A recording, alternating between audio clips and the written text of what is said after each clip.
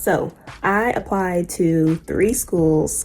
I was offered an interview at 2 of the schools, and both interviews were completely different. Let me tell you about it. And I heavily prepared for one type of interview. So the other interview kind of threw me off because I didn't know how to navigate it. So future CRNAs, listen up. The first interview was a panel. I sat at a table that consisted of anesthesiologists, the program director, CRNAs of the group, and they just drilled me on clinical questions, which I was prepared for because I was like, yes, come on, give it to me. I was like, ready. I'm gonna talk about sepsis. I worked in the medical ICU. And the one question that kind of tripped me up was I talked about fluid resuscitation when a patient comes in septic, and I talked about using normal saline. And I'll never forget, one of the anesthesiologists was like, so what other fluids can you use in fluid resuscitation? And I paused for a moment, and I remember saying, we typically use normal saline, so that is something I would have to look up and get back to you to see what other fluids would be appropriate for resuscitation.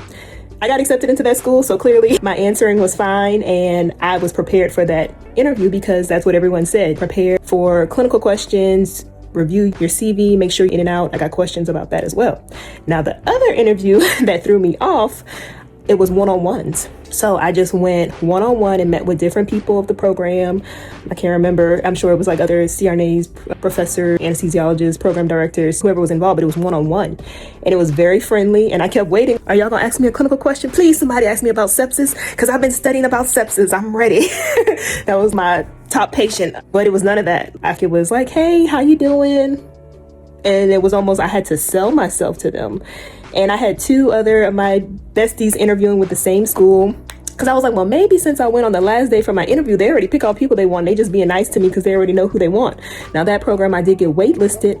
My 2 other buddies, they got accepted, but they told me their interview felt the same way. I was like, did y'all get any clinical questions? What was it? Just a fill you out type of thing? But it completely threw me off. So I feel like I probably wasn't the most confident because I kept waiting. I'm like, where are my clinical questions? So just know, not all programs interview the same way. So just prepare yourself. And I didn't prepare myself for that because I was like, well, everyone's going to want to know clinical stuff and what I know, right? They're going to want to know what I know.